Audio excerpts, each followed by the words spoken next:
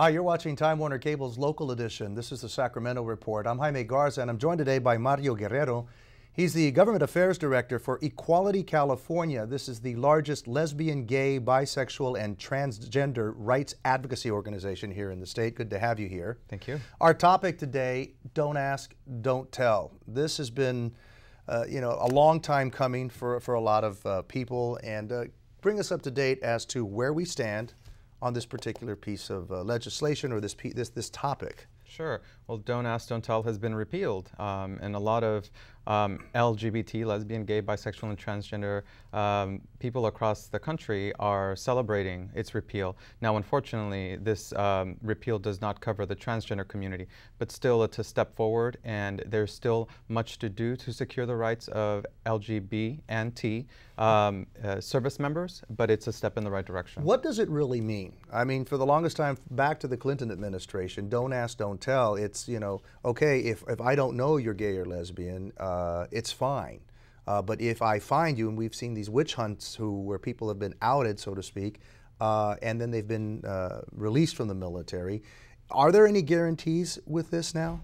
Well, what it means... Protections? Sure. Well, what it means now is that recruiters and military personnel, one, they can't ask you, and if they ask you and you tell, it doesn't matter. The basis is that your service, anyone's service, should stand on its own, not on whether you're LGBT. That your performance you should be rated on your performance, not your sexual orientation or gender identity expression. You're former military. What was it like for you to be a Marine? Yeah, that's correct. With the Don't Ask, Don't Tell. I mean, did it really force you to change who you are, your lifestyle? Sure. I mean, there's a lot of stories out there that are really heartbreaking of LGBT service members and their experience in being outed. I myself was outed, and it was very difficult being investigated for being gay when I knew my performance was excellent, and it did unfortunately impact my ability to continue serving. So we're very excited that is no longer in place. But as what happens when you piecemeal your rights, there's a lot more to be done to ensure that these rights and that this equality it happens for LGBT. And what do you see? What do you see needs to be done even more so now? Well, first and foremost, as I mentioned, the transgender community has not been included. And again, one of the basic premises why we're repealing Don't Ask, Don't Tell is because you should be looked at your performance and not your sexual orientation or gender identity. So that alone is a big piece. But then in terms of the implementation, and again, ensuring that if there's a benefit that goes to a same-sex couple, that it also goes to opposite-sex couple, that it also goes to a same-sex couple. There are a lot of countries that have never had really that big of a problem with this. Being such a large country like the United States of America, have you found it to be disheartening that this has become such a hot-button issue for so long that it was not accepted more readily?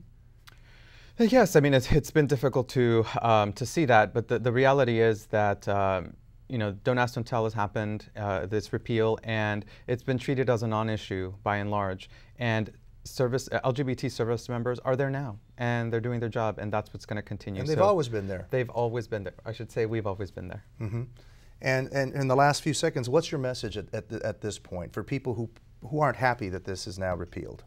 I think that I'm sorry that they're not happy about it, but I think that LGBT Americans are just that, LGBT Americans that want to fight for their country, and they should be able to do so just like everyone else. They have a job to do like everybody else. Exactly. All right, Guerrero, thank you so much for being here, and thank you at home for watching Time Warner Cable's Local Edition. This has been the Sacramento Report.